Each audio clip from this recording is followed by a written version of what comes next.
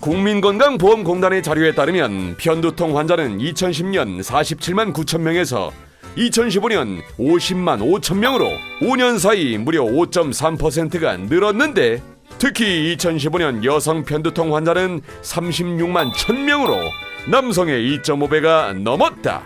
또한 가장 많이 편두통을 호소하는 여성 환자의 연령대는 50대였다. 하지만 이렇게 늘어나는 두통 환자에도 불구하고 막상 참으면 참았지 병원까지는 가게 되지 않는 두통. 무심코 넘겼다간 골든타임을 놓칠 수도 있다는데, 오늘 닥터들의 맛있는 수다에선 우리의 머리를 지끈지끈 누르는 두통에 대해 살펴봅니다.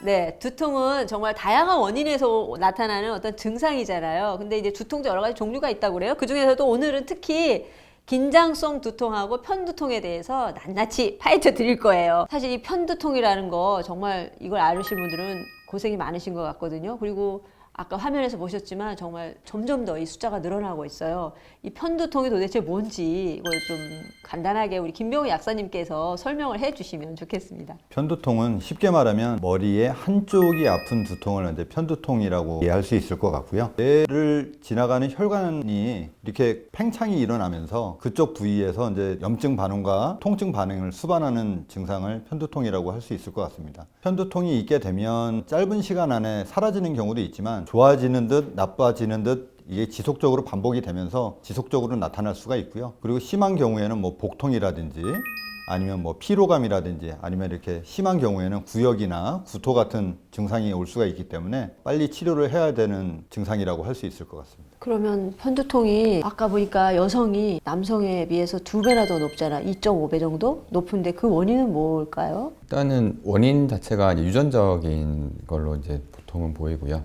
여성 같은 경우는 보통 10대 후반에서 많이 생기기 시작해서 가임기 여성한테서 유병률이 높은 편이거든요.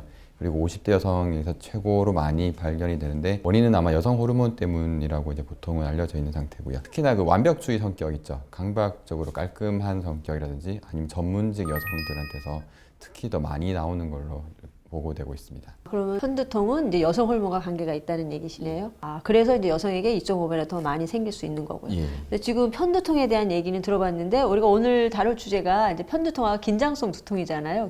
긴장성 두통은 어떤 것인가요? 긴장성 두통이 편두통보다 훨씬 사람이 많이 발병을 하거든요. 그래서 이제 왜 긴장성이냐? 이것 아까 이제 편두통은 한쪽의 두통이라고 얘기하셨는데, 긴장성은 이게 이제 머리 주위 근육이 긴장하면서 생기는 거예요. 그래서 긴장성 두통인데, 그러면 머리 근육이 왜 긴장을 하겠어요? 뭐 저기 운동을 좀 자꾸 안 하거나 좀 삐딱한 자세로 자꾸 있거나, 그죠? 거기다가 이제 플러스 이제 우리가 항상 약방에 감초처럼 들어가는 이제 스트레스, 아니면 또 이제 불안이나 우울 때문에도 이제 생기는데, 이게 제일 중요한 원칙은 일상생활에 지장이 없어요. 긴장성 두통은. 그래서 그냥 약간 짜증나게 그냥 우레하게 조금 아프네? 근데 이게 서서히 이제 생기면서 좀 좋다 말다 이게 한 뭐 몇 주에서 뭐 몇 달.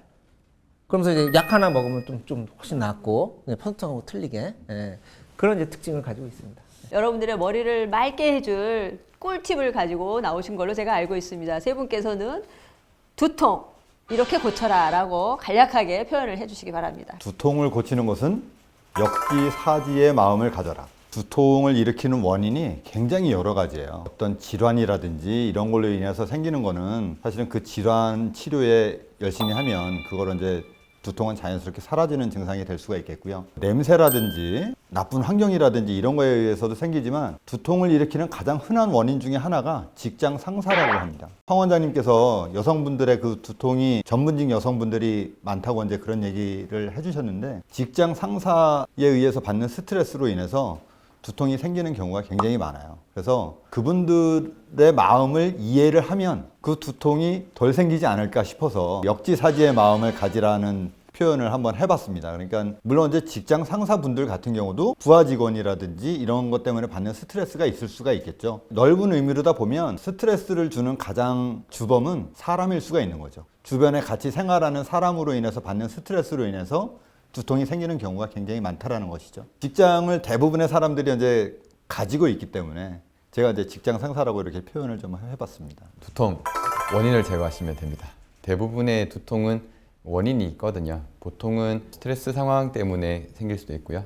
그다음 소화가 안 되거나 하다못해 감기가 걸려도 머리가 아픈 경우도 있거든요. 내가 두통이 생겼을 때 머리의 문제가 아니라 어떤 상황 때문에 생겼는지를 한번 생각해 보시면 원인이 있고 해결이 되는 원인이면 그걸 해결하면 되고요. 안 되는 부분이면 거기를 해결하기 위한 방안을 찾으시는 게 도움이 되는 거죠. 하다못해 돈을 떼인다든지 실현을 당했다든지 그러면은 당장 해결이 안 되잖아요. 차선책으로 다른 방향을 찾아서 해결하는 방법을 찾으시면 두통이 생각보다 빨리 또 없어지는 경험을 하실 수 있으니까 그래서 원인을 제거해서 치료할 수 있다. 그렇게 말씀을 드렸습니다. 결국에는 이제 빨리 해결하려고 이제 약을 선호하는 경우가 있지 않습니까? 이런 두통약을 본인이 가서 처방받지 않고 사 먹는 경우도 많잖아요. 두통이 생기게 되면 가장 1차적으로 선택을 하게 되는 게 이제 대중요법이죠. 아픈 원인과는 별개로 가장 먼저 이제 접하게 되는 게 두통약이 될 수 있을 것 같고요. 저는 이제 두통약을 이제 학술적으로 나누면 여러 가지 뭐 성분별로 나눌 수가 있겠지만 약국에서 판매하는 두통약은 두 가지로 분류를 합니다. 그냥 일반적인 진통제, 카페인이 들어있는 진통제 이렇게 나눠서 저는 생각을 하고 있거든요. 근데 대부분의 두통약이나 진통제 같은 경우는 사용상의 주의사항을 보게 되면 술을 하루에 3잔 이상 드시는 분들에게는 금기예요. 술을 3잔 이상 일주일에 주 3회 이상 드시는 분들이 진통제를 드시게 되면 간에 대한 독성이 증가가 된다고 빨간 글씨로 모든 진통제에는 다 설명이 되어 있습니다. 그래서 술을 자주 드시는 분들은 진통제가 권장되지 않고요. 두 번째로 그 카페인이 들어있는 진통제 같은 경우는 예전에 이제 저희가 커피라든지 카페인이 들어있는 음료에 대해서 많이 얘기를 했는데 습관성이 있습니다. 두통약을 먹다가 증상 자체는 사라졌음에도 불구하고 그 약을 끊지 못하는 경우가 굉장히 많고요. 그리고 계속적으로 드시다 보면 이 약을 드시지 않게 되면 몸의 각성 효과가 떨어지면서 몸의 피로감이나 권태감 그리고 생활의 활력 자체가 굉장히 떨어지는 경우가 굉장히 많습니다. 그래서 꼭 필요할 때만 드시고 습관적으로다가 드시지 않도록 조절을 좀 하셔야 되고요. 그 정도로 습관적으로 드셔야 되는 분들 같은 경우는 의사 선생님의 상담을 받아서 처방을 받아서 약을 드시는 게 가장 권장이 된다고 할 수 있겠습니다. 카페인 용량이 커피보다도 많이 들어있나요, 그러면? 제품들에 들어있는 그 카페인이 대부분 다 무스카페인이에요. 그래서 일반적인 카페인에 비해서 흡수가 굉장히 빠릅니다. 굉장히 빠르고 그냥 그 식품에 들어있는 카페인을 먹는 거에 몇 배 정도의 효과가 있게 되는 거죠.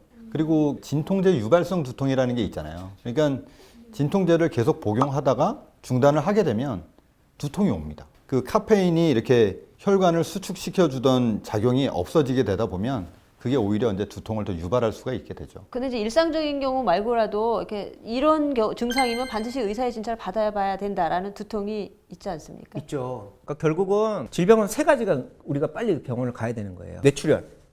그리고 이제 뇌출혈은 이제 급성이잖아요. 근데 뇌종양은 결국 마지막에는 뇌출혈하고 증상이 똑같지만 천천히 옵니다. 뇌종양. 그 다음에 뭐 성인들한테는 드물지만 뇌수막염 증상. 요 세 개는 놓치면 안 되거든요.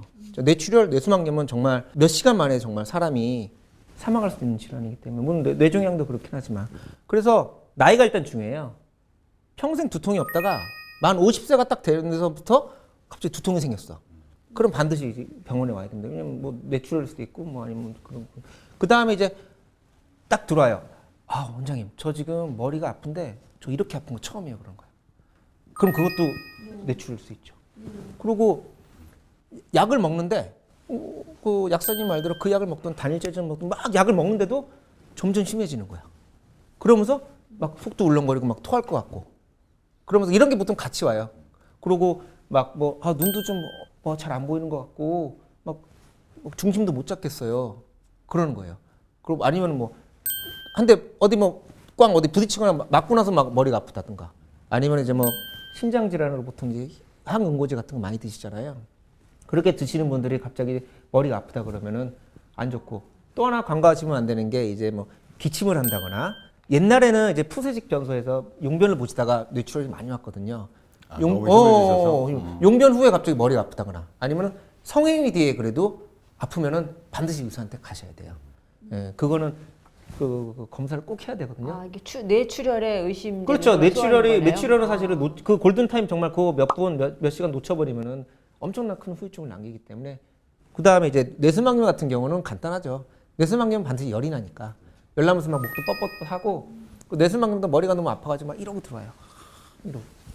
이제 그런 경우는 이제 우리가 이제 이학적 검사해갖고 빨리 큰 병원 가셔갖고 아무래도 이제 검사하고 약을 쓰면은 빨리 좋아지는 거니까 그 정도만 아시면 뭐 별 문제 없을 겁니다. 한방에서는 혹시 두통을 치료하는 방식이 어떤 게 있을까요? 일단 머리 쪽에 어떤 상황이 만들어지느냐 가지고 평가를 하는데요. 많이들 들어보셨을 거예요. 수승화강이라는 말을 많이 들어보셨을 텐데요. 머리는 항상 시원해야 된다는 말을 많이 하는데 그 시원해지기 위한 상황을 만들어줘야 되거든요. 수승이 되고 화가 강이 돼야 돼요.